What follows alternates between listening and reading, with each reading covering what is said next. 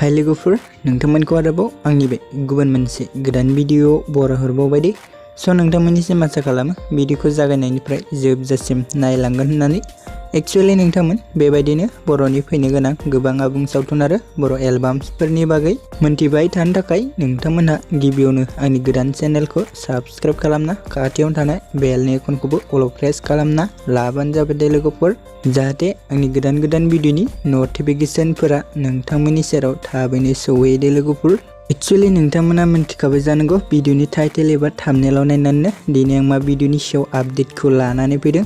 स' लोगोफोर आं दिनै मोनसे बर'नि आबुं बर' सावथुननि सायाव सुंद' आपडेटखौ लानानै फैदों दे लोगोफोर। एक्चुअली लोगोफोर आं दिनै महर फिल्म प्रडाक्शन बेनारनि आन्डाराव दिहुनजानाय आरो बिथां गोजोन बर'नि नाजानायाव फैनाय मोनसे आबुं बर' सावथुननि सायाव सुंद' आपडेटखौ लानानै फैदों दे लोगोफोर।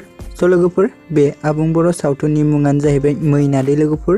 एक्चुअली लोगोफोर जों गिबियाव बे मैना आबुं बर' सावथुननि माखासे पार्टखौ NW प्रडाक्शन चेनेलाव आपल'ड खालामनायखौ नुदोंमोन दे लोगोफोर। स' लोगोफोर नाथाय दायो जों बे मैना आबुं बर' सावथुननि पार्ट 3 भिडिअखौ वेल्स पावार चेनेलावसो आपल'ड खालामनायखौ नुदों दे लोगोफोर। स' लोगोफोर जाय बिथांमोना दासिमबो जुदि बे मैना आबुं बर' सावथुननि पार्ट 3 भिडिअखौ नायाखै अब्ला आंनि चेनेलनि गेजेरजोंनो नायदो दे लोगोफोर। स' लोगोफोर बे भिडिअनि लिंकखौ आं डिसक्रिपशनाव होनानै होदों दे लोगोफोर, नोंथांमोना चेक खालामहैबानो जाबाय दे।